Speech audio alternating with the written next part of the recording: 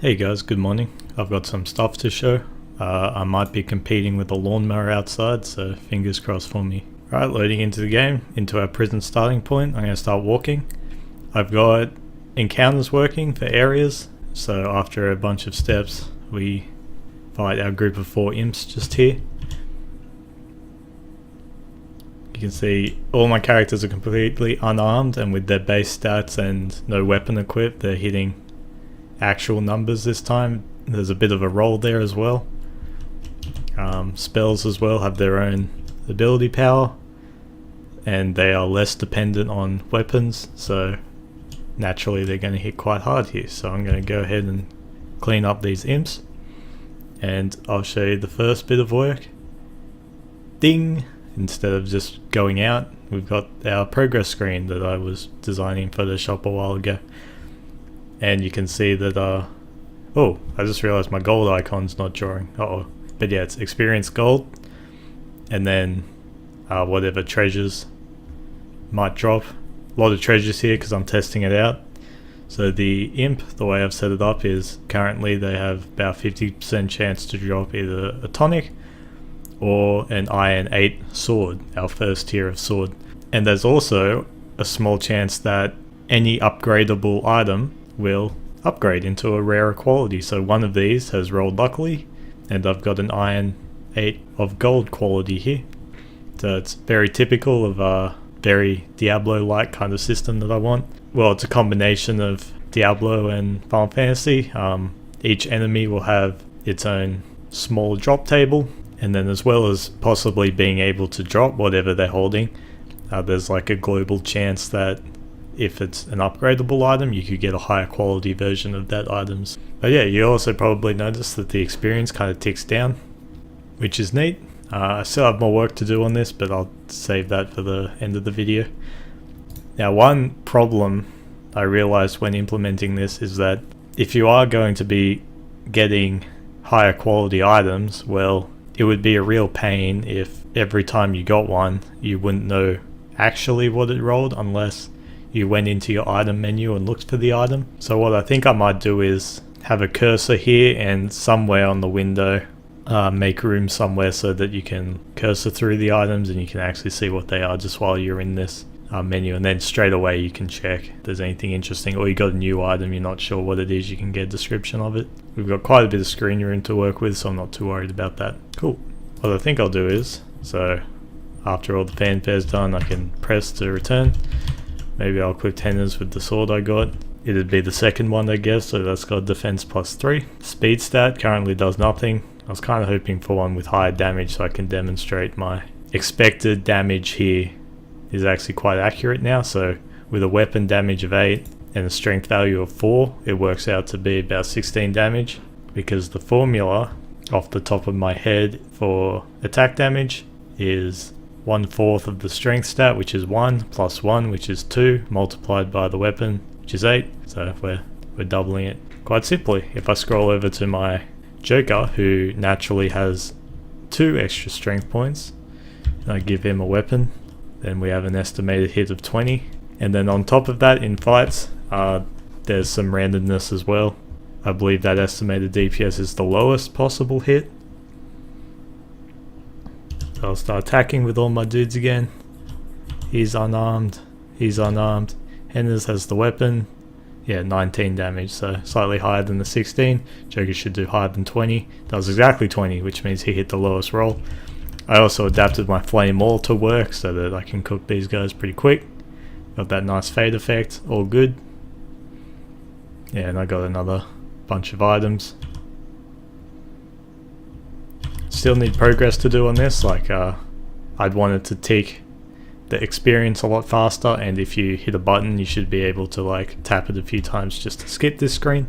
But yeah, all our guys are close to leveling up, 2 XP left, so our next Impling Horde should get us there. I'm gonna check our new, and I did get one with +2 strength here. So if I swap these, yeah, the +2 strength in this instance is giving us 4 damage higher. I actually attempted to, with the color changes on the stat changes, I wanted that to apply to the estimated damage per second as well, but I had a bit of trouble getting that to be accurate. So I've left it for now. I'll leave the higher strength one on. Let's get into our last Impling fight. Now, there was a bug before, a few videos ago, where I got into a fight and it was soft locked, none of the command stuff comes up. And I figured out why that is. I'm going to cook these guys very quick. Ding. Now as it ticks down, we should overflow and get to our next level, and we've got a new next level experience value. Not complete as well yet. In this instance, I'd want the first level on the left to still be the original level, so it was 1, and then if this levels up it would be a green number and maybe have like a pop-up text saying level up or something nice and satisfying. But yeah, the idea is there so that if you do go through the XP quickly, you can very clearly see if someone's just leveled up. With the level up, if you had a keen eye, you would have seen that all of the max lives would have increased instantly. That's all the stats applying. Yeah, I think those are the most visible of the changes. The first thing I'll talk about, the issue I had why some battles were soft locking, is because when it came to checking for the player's turn, this variable right here, battle current player turn equals none, which means we want the active player's turn, which means for that player the command window will come up. We only want to set that if a player is gaining their turn and there's no other player having a turn right now, because if you had 2 players gaining their turn pretty close to each other, you get the first command window and then instantly the next one would snap and that one would become active and be very disorienting. That check wasn't being refreshed when the battle begins, so quite easily just added it, made sure that no players have their command instantly, and everything's running smooth so far. And a lot of stuff that allowed me to get all those numbers and stuff working is I worked a lot on how the stats and stuff will curve. So I had already done the level and the stat curves, but I need curves for enemies dropping gold and giving experience. So those are 2 extra curves. Imp is just a multiplier of 1 on both, so they will, whatever level area they're in, they will give the standard amount of experience. You know, obviously typically your tougher enemies or your lucky encounters might give more. I might sneak like a metal slime in that gives like 20 times the area experience or something. All well and good. I won't go through all of them, but I'll go through the experience curve just to give you an idea of how I've gone about it. So this is actually my formula for how much experience an enemy will give on defeat. When the enemy's defeated, we have to pass its current level, which will depend like what level dungeon it's in, and then it does this big multiplication and it gives us a number, which is the experience that will be rewarded based on the area's level, and then we just multiply that by whatever curve it has. To get these curves, I pretty much just I thought about how exponential I want the curves to be. For instance, I will put the XP curve next to the level curve. You can see this one's much more simple, and this one doesn't power anything, so power is literally the same as this symbol you would have, or the tiny number you would have remembered in maths class. Because this is a equation that resembles y equals x, it will have like a linear kind of progression, you know, like that if you're following my cursor. Whereas the XP curve, because it's more of a y equals x to the power of something, that tends to make the curve go like this. Whoosh.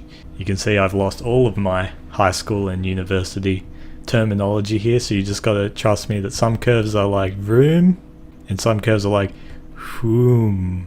But yeah, maybe I'll show you my crude way of how I've just been looking at the curves, and you'll see the full potential of how much text I can cram onto the screen here. Alright, this looks more correct. So it's not exactly an equivalent, it's kind of just a side-by-side look at how 2 of my curves, the level curve on the left, which dictates when a character levels up, this value multiplied against the class's growth of that stat is how much they'll get per level up. So if you remember back a few episodes, as I was pressing the up key and leveling up my characters, at the early levels they weren't actually gaining a whole stat point, even for stats that they were very proficient at, and that's because even if their curve was say 1.8 for attack, that is currently quite a high curve. The base, you know, would be 1 a multiplier of 1. So the 1.8 implies that, it's almost double the average strength growth. That was multiplying against this 0.3, and if it wasn't producing a number that exceeded at least 1, then it wasn't gaining a stat. And you can see that it's kind of got a linear progression in that each level increasing by 0.03. A stat leveling up from level 70 to 71 gives like a 2.48 multiplier on that 1.8, which means that character would gain 3 to 4 levels in strength, if the maths in my head is correct. Now when it comes to XP and some other values like gold to a lesser degree and enemy health especially, I want them to be quite exponential. So you can see from level 0 to level 10 enemies, the amount of experience the same enemy would give is almost 5 times. But then it lowers a bit relatively. From the next 10 levels, it's about 2.5 times. And the reason is there because early enemies add a flat value. So that's why it starts at 5. Because we're not curving perfectly from 0.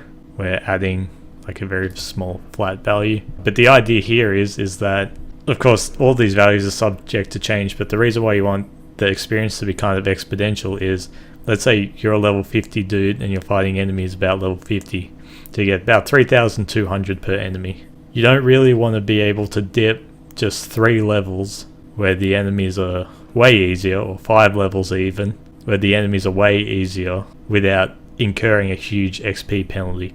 So currently, going from level 45 enemy to 50 enemy, you get about more than double the experience. And that's what you want. If I had a less exponential curve, like this flat level thing, and I went from 30 to 25, that's only a loss of 15% experience, but the enemies would be way easier. You'd kill them all in a command. So yeah, that's kind of my theory. So that was maths class by Henez.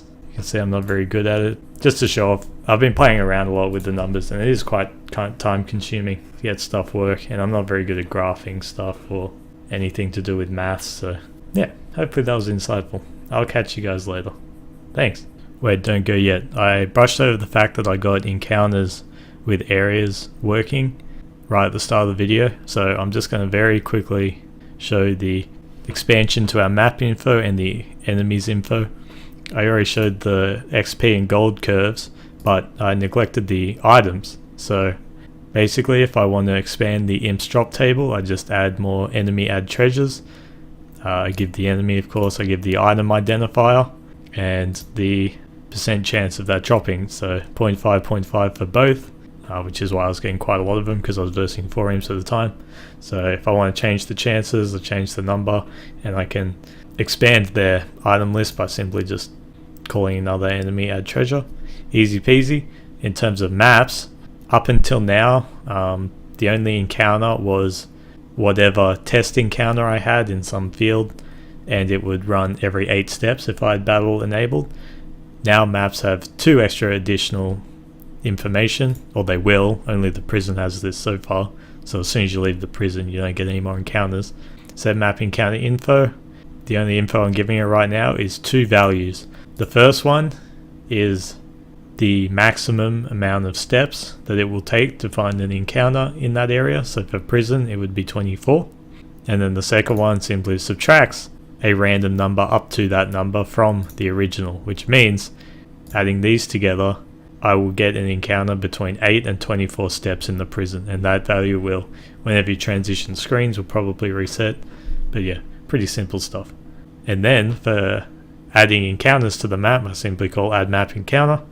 Currently, the prison is the only map with an encounter, and it's the group of 4 imps. If I wanted a competing encounter, I can copy and paste that, and I'd do imp 2 does work, so I guess I do have a formation of 2 imps. Now it would be 50% chance of each of these, because there's 2 possibilities.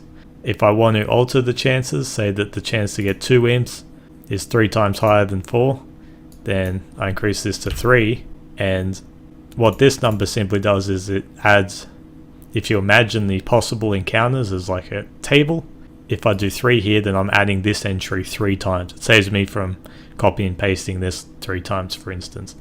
And so by diluting the pool like that, I can control the chance to get each item. Not each item, sorry, the chance to get each encounter in an area. So say I had like a rare metal slime, for instance, but I only had one other encounter in that area for some reason. Maybe to get that chance 1 in 16, I add 15 copies of the other encounter to the map and 1 of the rare encounter. Yeah, which is similar concept to the treasure on enemies, but treasure on enemies works differently because you go down the list and you independently roll the chance against each of the items, whereas when it comes to selecting an encounter, we just want to select one. Great, that's it. Thanks.